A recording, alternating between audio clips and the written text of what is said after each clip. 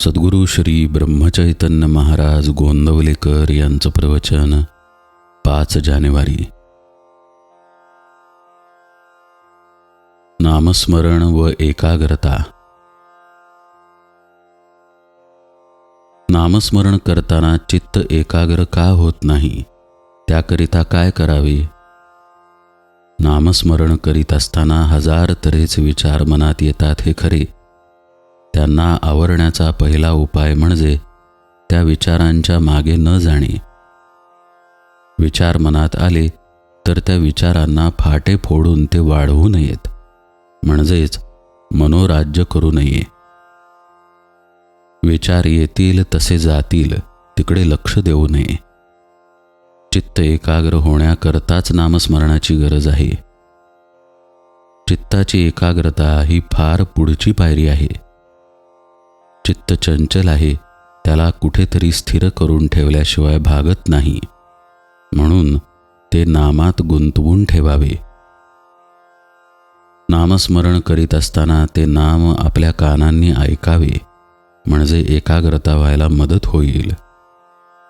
एकाग्रता झाल्याशिवाय नाम घेण्यात अर्थ नाही आणि नामाशिवाय एकाग्रता होणार नाही, या संशयात न पडता साधे सोपे नाम घ्यावे, म्हणजे आपोआप एकाग्रता येईल. दुसरी गोष्ट अशी की ज्याची आपल्याला आवड असते त्यात आपल्याला एकाग्र होता येते. आपल्याला विषयाची आवड असते, म्हणून विषयाचे सेवन करताना आपण एकाग्र होतो. मग त्याचप्रमाणे विषयाच्या ऐवजी आपण परमात्म्याची आवड धरली तर त्याच्या ठिकाणीही एकाग्र होता येणार नाही का? म्हणून आज विषयाची जितकी आवड आहे तितकीच देवाच्या प्राप्तीबद्दलही आवड ठेवावी, म्हणजे आपल्याला त्याच्या ठिकाणी एकाग्र होता येईल. एकाग्र होणे म्हणजे त्या ठिकाणी समरस होणे. मीठ पाण्यात टाकले म्हणजे ते पाण्याहून वेगळे राहते का? योग केल्याने एकाग्र होता येईल खरे, पण जोपर्यंत समाधी आहे तोपर्यंतच ती एकाग्रता टिकेल. सर्वाभूती भगवद्भाव पाहणे हेच खरे एकाग्रतेचे साधन. सर्व ठिकाणी तोच भरलेला आहे असे समजल्यावर द्वैत कुठे राहिले? आणि जिथे द्वैत गेले तिथे आपोआप एकाग्रता आलीच. अशी एकाग्रता साधते तीच खरी समाधी होय. मनुष्य अगदी एकटा असला किंवा एकांतात असला तरी आपल्या कल्पनेने तो अनेक माणसे आपल्या भोवती गोळा करतो. विशेषतः विद्वान लोकांना कल्पना जास्त असतात.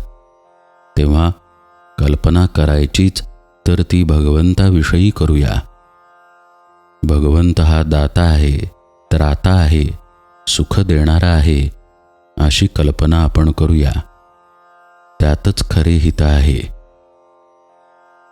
कल्पनेच्या पलीकडे असणारा परमात्मा आपण कल्पनेत आणून सगुण करावा आणि तिथेच आपले चित्त स्थिर करण्याचा प्रयत्न करावा.